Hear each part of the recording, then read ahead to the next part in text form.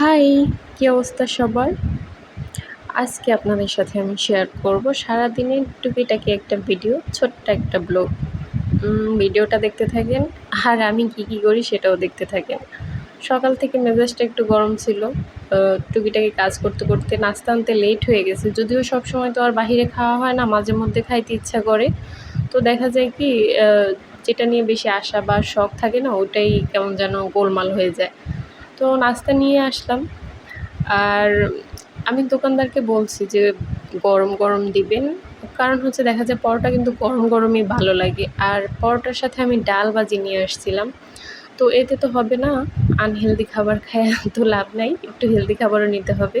তো প্রথমত হচ্ছে একটু দুধ গরম করলাম, তারপর হচ্ছে একটা ডিম ভাজলাম। ডিমটা একটু ফ্যাটায় নিছি, তাহলেই ভালো লাগবে আর কি, এই কারণে।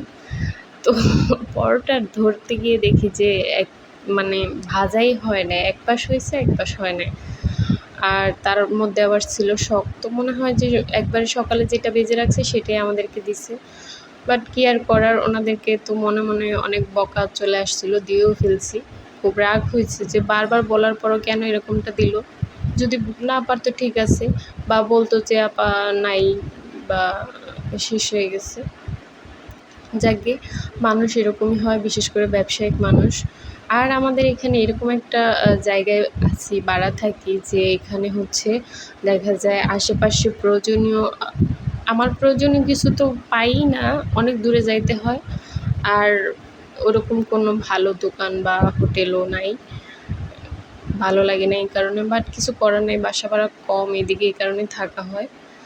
তো এরপর হচ্ছে দুপুরে রান্নার জন্য আমি শুধু আজকে সবজি হবে। আজকে আর কোনো মাছ মাংস হবে না। আজকে হচ্ছে পটল ভাজলাম। পটলটা একটু কড়া করেই ভাজলাম, কারণ অনেকেই খেতে চায় না, মানে কাঁচা কাঁচা লাগে নাকি। তো যাই হোক, তারপর হচ্ছে টমেটো দিয়ে ডাল করলাম। আর এদিকে হচ্ছে পটলটা ভাজার পরে আমি করলাটা ভাজবো। আর করলার ব্যাপারটা হচ্ছে, যেই করলাগুলো একটু সাদা টাইপের থাকে না, আমার কাছে মনে হয় ওইটা তিতা কম লাগে। আর যেগুলোর উপরে দিয়ে একটু বেশি কালো থাকে, গাঢ়, তো ওইটা একটু তিতা তিতা লাগে, জানি না কেমন। তো এখানে রান্না শেষ, করলা ভাজা শেষ, সব কিছুই শেষ, আর আমার ভিডিও শেষ। অবশ্যই ভালো লাগলে আমার পেজটা ফলো দিয়ে রাখবেন। আল্লাহ হাফিজ।